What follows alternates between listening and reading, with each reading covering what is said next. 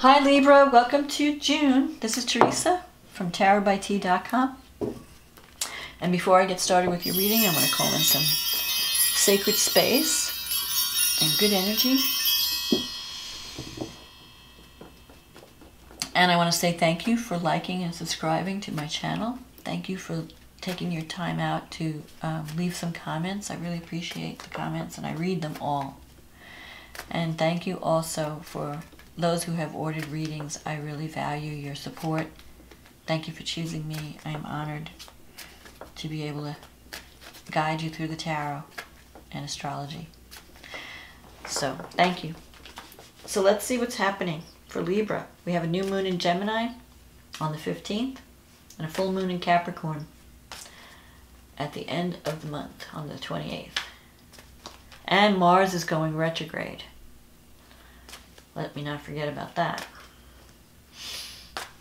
We have some, so that may slow things down a little bit for everyone, but it's just giving us time to prepare, to rework things so that they're better when it goes forward. That's when you want to launch something. Okay, so get all your ducks in a row during this Mars retrograde period. And take your vitamins, so you might not feel like Mars, you know, is energy. So when Mars is going backwards, things just you just feel like you don't have the energy.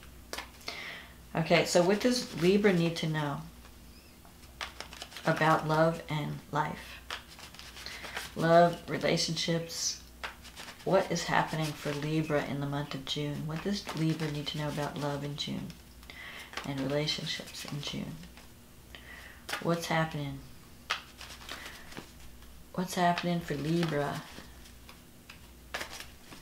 Okay. I want to make sure I get a good mix. I think I'm going to do this. Okay. Let's see what's going on. The Six of Pentacles. The Ten of Cups. The Emperor. The King of Cups, the Moon, the Knight of Swords. This guy's been popping up in everybody's reading. The Eight of Cups, the Queen of Swords, the High Priestess, the Two of Cups. Let's see. Okay, Six of Pentacles. This is a card of someone who gives, who likes to give, likes to help others. The Six of Pentacles is, you know, if you see this card, he's giving to the poor. He's sharing his wealth. He's giving to those who are needy. So you may be a very compassionate person. You like to help others. But sometimes with the Six of Cups, you have a tendency to give too much. And there's like a lack of balance. You have to make sure that there's a balance in the giving, so that you're also leaving time for you, that you're also giving to you, that you're not overdoing it. Sometimes you could be working in a career that helps others, so some type of healthcare or social work, or if that's not the case, then you're just, you know, sometimes I see this when people are doing work as nursing or counseling or some kind of healthcare field. But for the most part, it means giving to others. It's also a card of receiving. So if you're a giving person, sometimes the Six of Pentacles can mean that you're going to get rewarded for your giving. And it brings you joy to give to others. You have the Ten of Cups here, because the Ten of Cups is the card of love, but it's more than love. It's like the Nine of Cups is more physical, but when you get to the 10 is more spiritual. The 10 is like you really understand what love is, that it's about what we do for others. It's not, you know, a lot of people go through life saying, oh, I want love, I want to be loved, I want to be loved. But really, the joy, there's a joy that comes from giving. There's a joy that comes from helping others, that until you've actually experienced it, it really brings It's what love is all about. It's about giving to the other. And Libra is all about partnership. Libra is the opposite of Aries. Aries is about the self, me, the individual.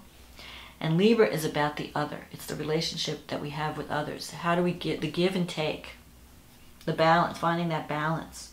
The 6 is a card about balance. And that's where the true joy comes from. The true joy comes from giving to others and knowing that you made a difference in someone else's life because of your love, because of the way you give.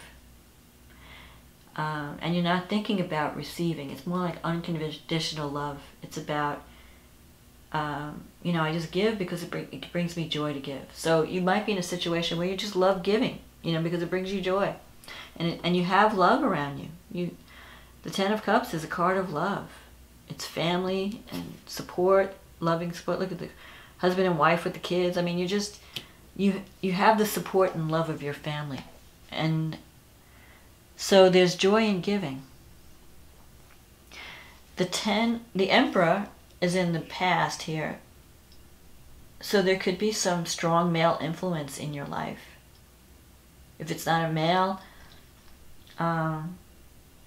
it could just be someone who's very organized. The Emperor is the boss card. Someone who's very disciplined, someone who's very organized, someone who knows how to build things, knows how to create structure, knows how to take charge, someone who's dependable. So you could have someone in your life, someone that you can really lean on, someone who's your rock, a significant partner, who could be a little bit conservative, but very stable.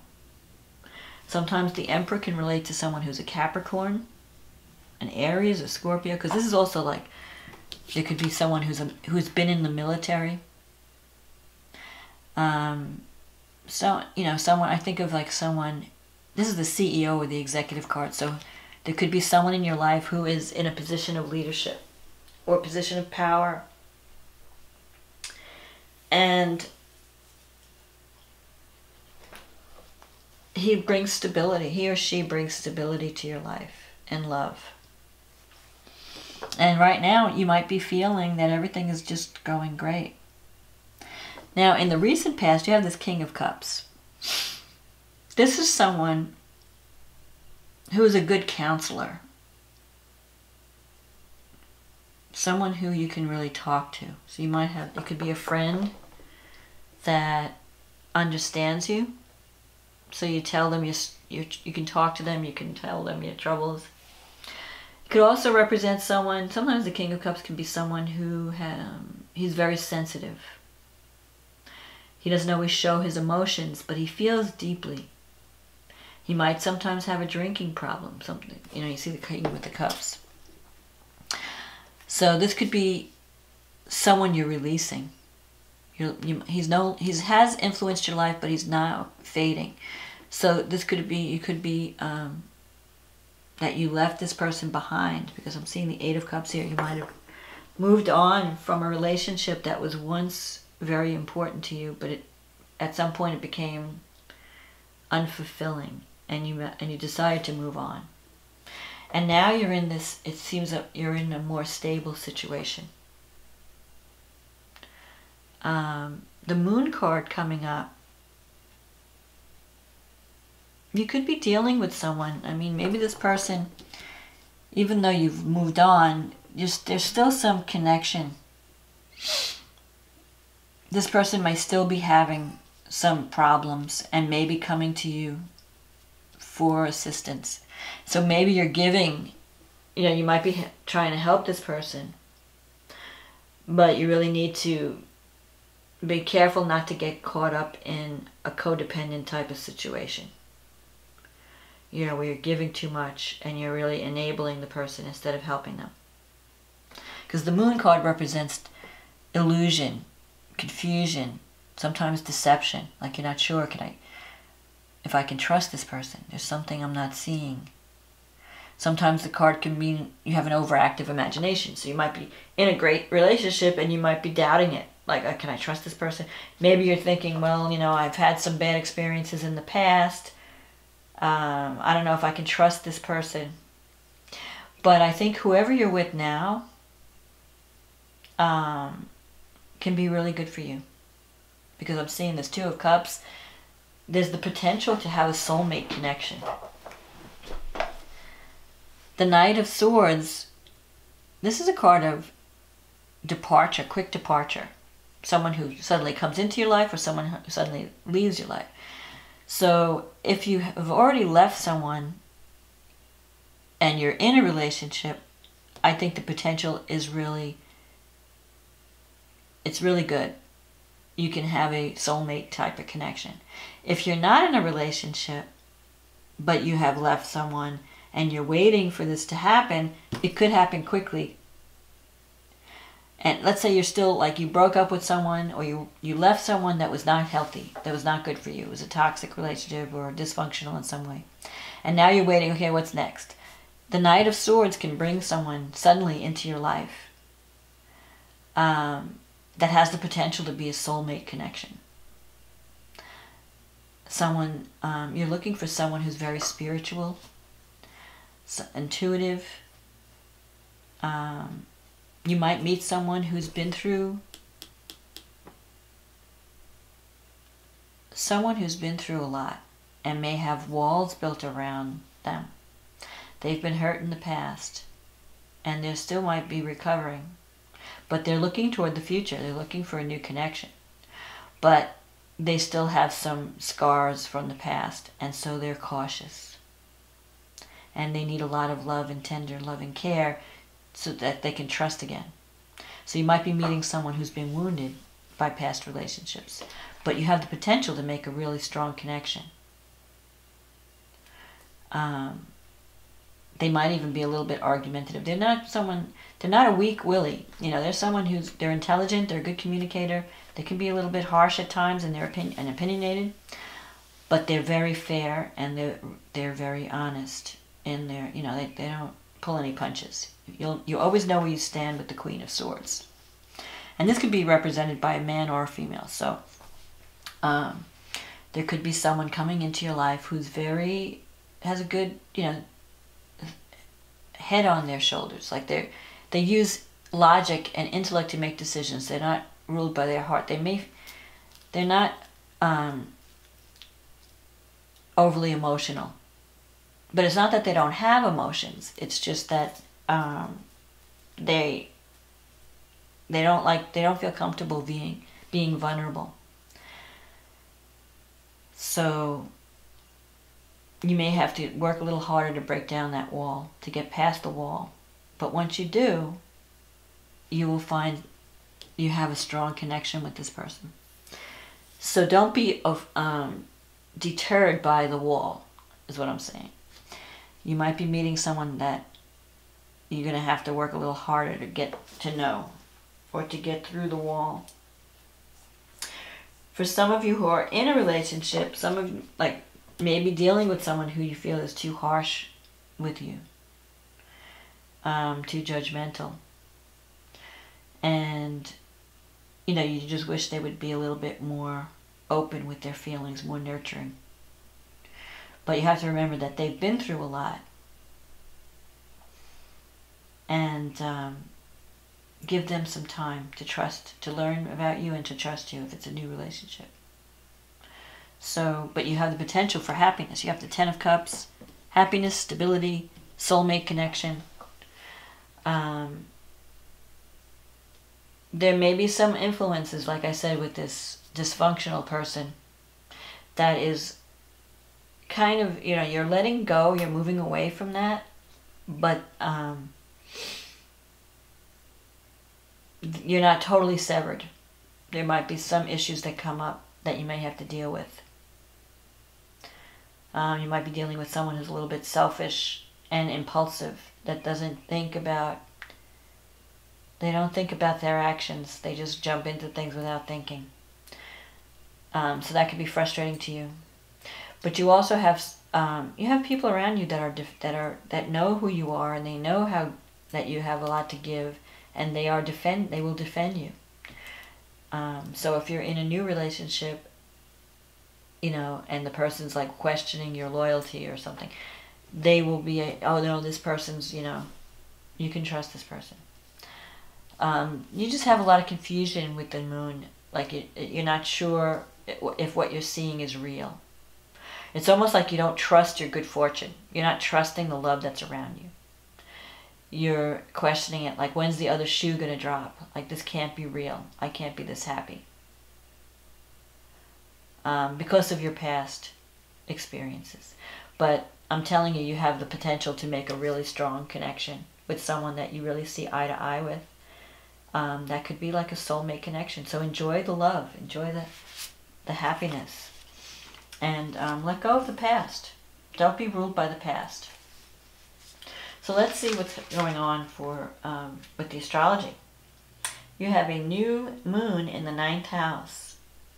So that could be new moon in Gemini in the 9th house. You could be learning new things. Maybe you're going back to school.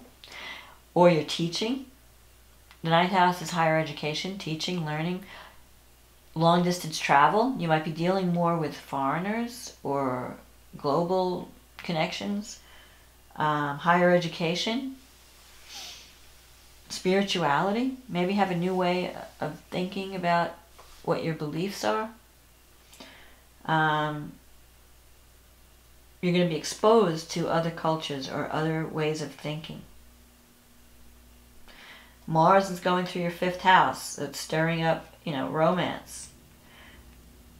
And it's opposing the North Node in the 11th house. So, I don't know, you might have trouble with a child or a creative project that's frustrating. It's getting in the way. You have to kind of balance the working toward a dream with also creative self-expression. Uranus is in your 8th house.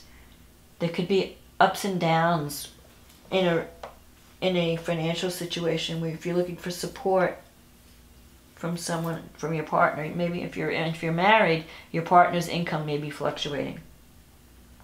If you're looking for support from a bank or another institution, there could be some surprises, so it could be an unexpected windfall. You may have to think out of the box to get some support. You have Saturn in your 4th house and Mercury in your 9th house opposing each other at this new moon. So you could be working hard around the home. You might be working on a project from home. Maybe some type of communication project, some type of internet thing. But it's going to bring you recognition after you do the work.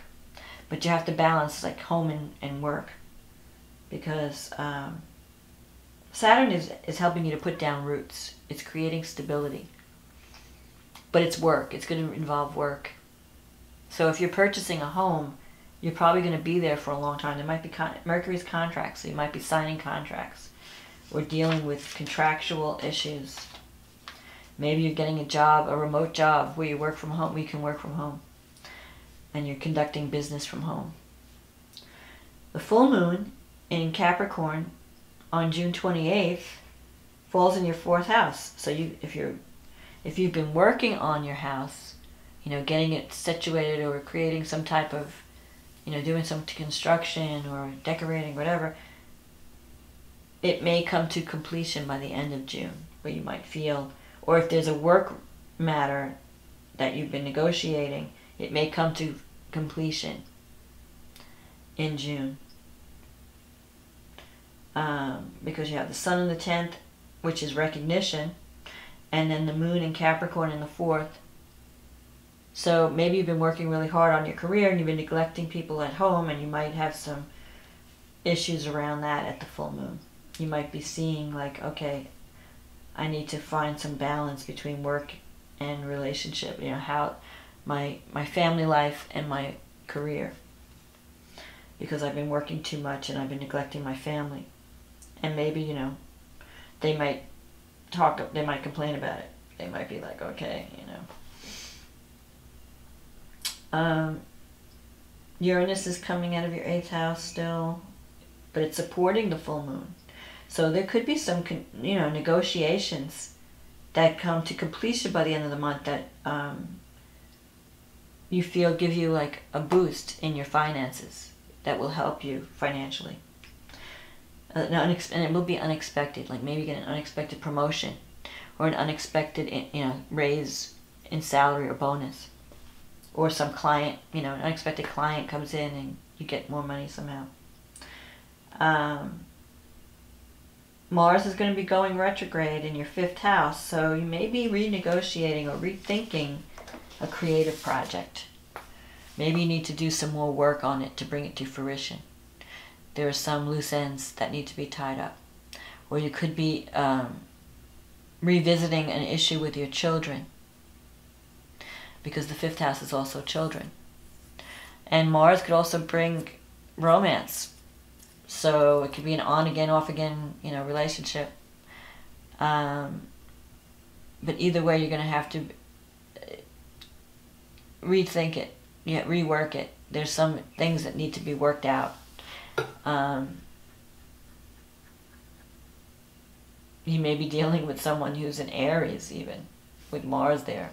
Maybe you're meeting someone who's got that Aries type energy.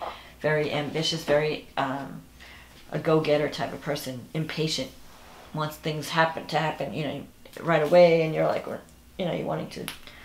Libra is kind of indecisive, so this person may be impatient. They're wanting you to make a decision, and you don't know what you want to do yet, So, but you do have love coming in June. I see love in June. Let go of the past. Let go of whatever's not serving you. Don't be afraid to release something from the past. Don't feel guilty about releasing a bad relationship to form a better partnership, because it's there for you. So Libra, don't be afraid to trust the love that's on offer to you, and leave behind the past. Don't let the new love pay for the sins of the former love. And trust your intuition. And there's just so much love for you in June. So, and you have someone who's really stable and really good for you. So release the past. Release whatever happened in the past. Drop your guard. Let love in. You can have a special connection this month. So that's my forecast for June. If you'd like to have a private reading, just contact me in the link in the description, and we can get you on the schedule, and I would be happy to work with you. So enjoy your month of June. Much love, much success, much joy, and I will talk to you again next month. Okay, thanks. Bye now.